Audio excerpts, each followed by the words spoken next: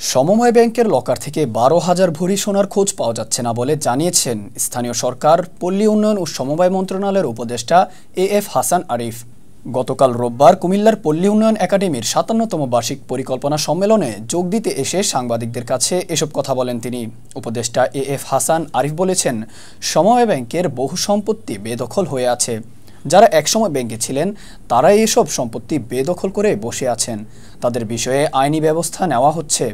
আর আমি দায়িত্ব নেওয়ার পর কোথায় কি অবস্থা রয়েছে সব খুঁটিয়ে খুঁটিয়ে দেখেছি। সমবায় ব্যাংকের অবস্থা দেখতে গিয়ে জানলাম ১২,০০০ ভরি সোনার খোঁজ পাওয়া যাচ্ছে না। এরই মধ্যে বিষয়টি নিয়ে তদন্ত করে কমিটি গঠন করা হয়েছে। যারা এই ঘটনার সঙ্গে জড়িত তাদের বিরুদ্ধে আইনগত ব্যবস্থা নেওয়া হবে। এ সময় তিনি বলেন, সমবায় দাঁড়াতে পারছে না কারণ সমবায়দের মধ্যে সমবায়ের মন মানসিকতার অভাব রয়েছে।